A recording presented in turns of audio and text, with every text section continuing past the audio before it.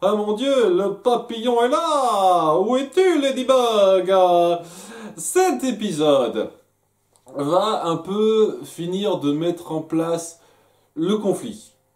Donc déjà un truc que j'apprécie, j'avais vraiment un peu peur qu'il y ait des problèmes de tension mal amenés. Les tensions sont acceptablement mises en place dans la partie secondaire parce que ça a vraiment beaucoup centré sur notre équipe qui va découvrir un petit peu la situation. Ouais, ça met vraiment en place notre équipe qui finit par apprendre qui est Aravos, plus ou moins, parce que jusqu'à présent c'était Viren le grand méchant pour eux, et ils n'ont pas du tout pensé une seconde qu'il y avait quelque chose de plus grand derrière qui tirait les ficelles. Vous voyez, maintenant ils vont un petit peu être au courant. Ça va amener quelques petits problèmes, le lore que vous allez créer par rapport à certains trucs mis en place dans les saisons précédentes, une fois de plus. Je pense sincèrement que cette saison 4 a complètement oublié les principes de conflit qu'il y avait entre les deux peuples mis en place. Vraiment, c'est-à-dire que voilà, il y a eu des conflits et c'est tout ce qu'on sait. Voilà, le reste, on va pas du tout reprendre un tant soit peu les éléments de tension mis en place dans les saisons 1 et 2 ou quoi que ce soit. On va juste partir du principe, il y a eu des conflits entre eux et donc il y a possibilité qu'il y ait tension à cause de ça. Ça donne un petit peu cette impression-là, ce qui est un petit peu ennuyeux, personnellement. Mais bon, la seule partie vraiment tension qui sera mise en avant, ce sera donc le petit moment un peu secondaire qui se passera dans le camp donc des elfes du soleil et des humains qui les aident à reconstruire ou pas. Je sais pas exactement ce qui se passe. Ils font des campements et au bout de 2 ans, ça en est où? Parce que faire des campements c'est bien, mais est-ce qu'il y a quelque chose de plus? Et est-ce que vous avez commencé à reconstruire, à rebâtir vos temples ou un truc comme ça? Je veux dire, 2 ans, je me doute que ça c'est pas comme ça, mais quand même, c'est quand même vous qui les avez construits de base vos temples. Vous n'avez pas commencé à faire ça? Je sais pas.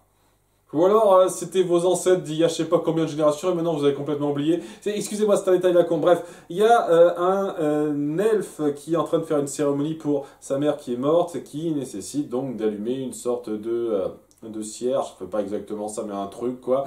Et il y a la chef de chantier du coin qui dit ah non, avec les tentes qu'on a, c'est très inflammable, pas de feu.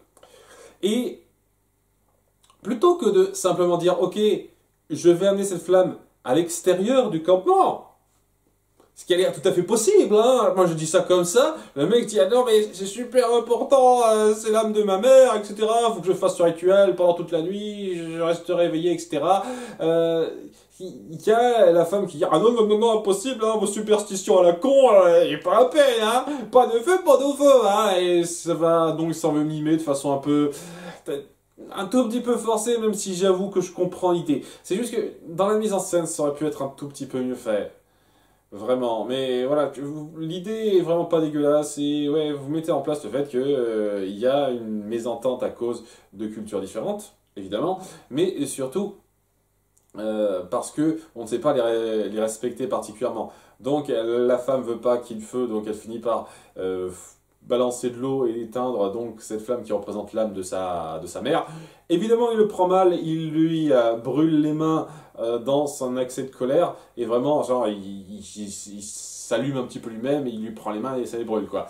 Et c'est là que ça s'arrête pour l'instant. Mais c'est vraiment le début des tensions qui, je pense, vont grimper un petit peu, et c'est pas mal, ça.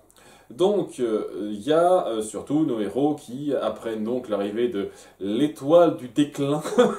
C'est comme ça qu'elle l'appelle, là. C'est le petit surnom d'Aravos. Il a beaucoup de petits noms, j'ai l'impression, le gars. Et la Reine Dragon se dit, ok, il faut qu'on rentre, c'est important, il y a des trucs à gérer. Et il y a tout le monde qui se dit, ok, très bien, est-ce qu'on pourrait pas vous suivre? Et quand on dit on, c'est Callum, Soren, Ezran et Rayla. Zoren qui va être un petit peu le nouveau larron de la bande, attitré apparemment, parce que on n'avait pas exactement assez d'ahuri qui disait des trucs pour rigoler apparemment, donc c'est parti pour Soren quoi. Bref, il se décide de partir avec donc Le roi Ezran qui laisse tout son peuple, son royaume, sans personne pour le diriger, et au palais qui dit ah, rassurez-vous, on va diriger ça. Moi et le boulanger, je vous assure, on a tout en main. C'est plus important que vous soyez là, vous, dont la spécificité, c'est de savoir parler l'animal. En gros, c'est le seul truc un peu particulier qui te met en avant, mais à part ça, t'es pas un grand guerrier ou quoi que ce soit, mais bon, ça pouvait pas être quelqu'un d'autre que toi, hein, pour représenter le pays. Et oui, les animaux, évidemment qu'on va amener Batrapat, hein, c'est évident. Il commence un petit peu à me saouler ça aussi. Hein. Bref, ils partent. Dans cette dénomination de l'étoile du déclin, il y a Callum qui reconnaît un tout petit peu l'indication qui était donnée sur le miroir qu'il a étudié ces 2 derniers jours, de façon bien pratique, hein, bien timée là aussi, et il décide de l'emmener avec le reste. Et avec également le petit cube qu'on a vu, qui apparemment jouera un rôle un petit peu important, puisque en chemin, va y avoir la reine des dragons, qui raconte un petit peu l'histoire d'Aravos. Et comment ça met en place qu'au bout du compte, Xadia n'aurait jamais dû discriminer à ce point les humains, parce que au bout du compte, ce n'étaient que des victimes qui se sont fait manipuler. Voilà, il raconte le fait qu'il y a une ancienne reine dragon qui a été tuée mystérieusement, et à un moment donné, il y a même une elfe, une chef elfe, une reine elfe, donc celle dont on a parlé dans l'épisode où Aravos, en contrôlant Viren plus ou moins, détruit leur maison, hein, aux ailes du soleil, qui avait une idée pour pacifier tout ça, quoi, mais elle a été tuée mystérieusement. Et on a cru au départ que c'était des dragons, donc ça a créé des tensions, mais à un moment donné, grâce à un objet magique tenu par une humaine, un truc qu'on balance comme ça rapidement, on ne donne pas plus de précision que ça, il y a une humaine qui a aidé à faire la lumière sur le mystère, en fait. Et ben, donc c'est dingue, punaise, il y a une humaine qui vous a aidé, et après coup, vous avez pas une seule seconde envisagé que les humains pouvaient être, on pouvait parlementer avec eux. Non, ok, très bien. Non mais je sais pas, je comprends vraiment pas comment ça fonctionne ce truc. Enfin bref, cette mystérieuse humaine dont on parle les a aidés à comprendre que c'était Aravos, l'elfe stellaire. Les elfes stellaires, c'est très rare. Qui a vu ça de très haut et qui avait tendance à manipuler régulièrement, notamment les mages, pour accomplir des actes de grande envergure de guerre, quoi. C'est son truc. La guerre, c'est génial. Faire en sorte de dominer les autres et tout, contrôler les autres pour ça, c'est ça. Et donc, il est responsable de la mort de la reine dragon, la mort de la reine des elfes du soleil. Je sais pas exactement comment, parce que de base, on dit que même avant qu'il ait été enfermé, son truc, c'était de murmurer à l'oreille des gens pour les faire convoiter, les faire conspirer, ce genre de choses, pas d'agir directement. Donc qu'est-ce qui s'est passé? Qui a convoité, qui a conspiré pour tuer la reine dragon ou la reine des elfes du soleil? Il y a pas mal d'éléments qui sont un petit peu sautés ou trop vite résumés. Hein. Enfin bon, peut-être par la suite on aura plus de détails là-dessus. C'est tout ce que j'espère. J'espère que ce flashback de quelques minutes, enfin ce récit imagé de quelques minutes, ne sera pas la seule chose qu'on aura sur le lore d'Aravos. Ça ferait un petit peu pauvre, quoi. C'est ça le truc. Hein. Peut-être que par la suite il y en aura plus et c'est super. Ils se rendent donc au sommet de leur montagne et se rendent compte qu'Ibis est bien mort.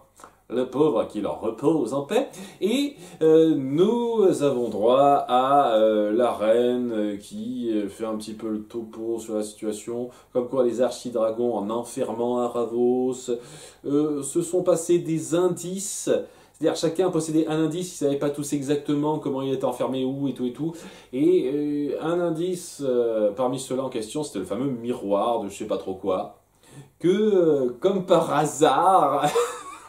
Callum apporte. J'avoue, quoi, le hasard aide bien, quoi. Et au bout du compte, ce miroir, après tout ce qu'il a fait, dans cet épisode, il sert juste à ce que Aravos se la pète devant les autres, en fait. Et plus ou moins ça, hein, désolé, hein, c'est ça, quoi. Il y a Aravos qui apparaît dans le miroir alors qu'il le voit, et il prend possession de Callum parce que son cœur a été possédé par les ténèbres, parce qu'il a fait une fois de la magie des ténèbres. Je pense que c'est ça que ça veut dire, hein, parce que je vois pas ce que ça peut être d'autre que ça. Même s'il a lutté contre lui, il l'a répudié après dans cette fameuse introspection mentale qu'on a vue de lui après coup, mais bon, apparemment c'était pas suffisant, qu'est-ce que vous voulez. Bref, il peut être contrôlé, comme ça, à travers le miroir, peut-être pas globalement, mais le miroir lui permet de contrôler Callum un petit moment pour se vanter. Dire ah ah ah, vous êtes une équipe de bras cassés, vous êtes des nuls, hein. Bon, avec des termes un tout petit peu plus recherchés que ça, et dire ah ça faisait longtemps, à ma grande, pas trop vexé après ce qui s'est passé avec ton mari, ce genre de choses en disant là, mon retour est inévitable, je vais vous avoir, etc. Discours de méchant typique. Ça aurait bien appuyé que va enfin y avoir une rivalité, une dualité entre lui et nos héros, parce qu'il n'y a jamais rien eu, un tant soit peu d'appui avant jusqu'à présent. Donc maintenant, ils savent qui doit affronter en priorité. C'est bien. C'est une chose, c'est une chose. Et franchement, c'était pas trop la peine d'appuyer cette crainte de Rayla pour retrouver Viren, si au bout du compte, c'est bon, vous avez votre objectif et ça sert plus rien. C'est ça qui est vraiment naze, quoi. J'ai vraiment l'impression que le départ de Rayla était 100% dispensable. Vraiment, elle aurait juste pu passer ces 2 dernières années à passer de Exadia au monde humain pour voir son chéri régulièrement et ce serait revenu au même. La seule chose que ça change, techniquement, à part son animal de compagnie de mes couilles, ce qu'elle aurait pu trouver hors champ sans quitter Callum au passage, c'est surtout que bah, elle est en froid avec Callum, quoi. Et que leur relation, qui avait bien évolué dans la saison 3, elle a régressé dans cette saison 4. C'est de la merde. Je suis désolé, je trouve que c'est débile comme façon de faire progresser une intrigue amoureuse en créant un conflit sans intérêt qui mène à rien, juste pour dire, ah bah voilà, c'est pas encore tout à fait concrétisé et il y a encore du chemin à faire pour que ça revienne au statut que vous aviez avant, quoi. C'est super génial. C'est pas une façon intéressante de faire évoluer un statu quo, ça. C'est de la régression, c'est tout ce que c'est, hein. Mais bon, ouais, il fait juste son malin en contrôlant rapidement Callum et en détruisant ce miroir qui ne servira plus à rien apparemment. De toute façon, ouais, à part savoir qu'il existe, maintenant je vois pas ce qu'ils peuvent en faire, quoi, hein. Il y a à part s'ils veulent discuter de temps en temps avec lui, mais je pense pas que ce soit le truc, hein. Donc, ouais, cet indice-là, il est pas allé très loin. Donc les autres indices, c'est quoi? Est-ce que l'ancien roi complètement taré et anti-humain qu'ils ont rencontré, on va devoir le re-rencontrer pour faire quelque chose avec? Je ne sais pas trop. Ah, enfin bref, à côté, il va y avoir donc Claudia qui reviendra auprès de Viren pour préparer la cérémonie. Il faut attendre les premières lueurs de l'aube parce qu'il faut toujours des conditions complètement capillotractées pour ce genre de choses. Mais avant ça, on va essayer de mettre en place un petit moment entre Viren et Terry, parce que Terry est toujours un petit peu je viens de tuer quelqu'un, mais c'est pour Claudia, elle est tellement géniale, oh, ah, vous voyez, il est défini que par ça. Je suis désolé, c'est naze. Il n'y a rien d'autre qui le définit à part ça. Et Viren, j'avais peur un instant que Viren soit devenu complètement rien à foutre de tout de ce pourquoi je luttais jusqu'à présent, mais non, il finit par lui dire, ok, ressaisis-toi mec, je suis pas là pour te faire plaisir ou pour nouer un lien particulier avec toi. J'avais peur à un moment donné hein, que ça parte là-dessus. Non, ok, très bien. Néanmoins, Viren, ouais, il est pas très chaud à l'idée de faire le truc, quoi. Faire le sort pour faire éclore la chrysalide et mettre en place la nouvelle piste. Donc Claudia le fait à sa place parce que voilà, il a plus de couilles, plus ou moins. Mais j'imagine une fois de plus qu'avec ce qu'il a vécu, il est traumatisé, c'est normal. C'est juste que maintenant c'est Claudia la méchante principale, si on compte pas Aravos, quoi. C'est Claudia qui mène la barque totalement. Enfin bon, elle lance le sort, la chrysalide éclot, et c'est une espèce de monstre papillon qui en sort. Est-ce qu'il a la personnalité d'Aravos ou est-ce que ça va être comme le cas précédent, c'est juste une espèce de réceptacle pour lui, sans doute. On verra bien. En attendant, ouais, c'était pas trop mal comme épisode pour mettre en place un peu le conflit. Les trucs étaient un peu grossiers, une fois de plus. C'est pour ça que j'estime qu'on n'est pas vraiment dans la grandeur. Hein. Pour l'instant, c'est juste pas mal. C'est... Voilà, c'est pas mal. Hein. C'est ce que vous voulez que je vous dise. C'est pas quelque chose qui me fait grimper au rideau, quoi.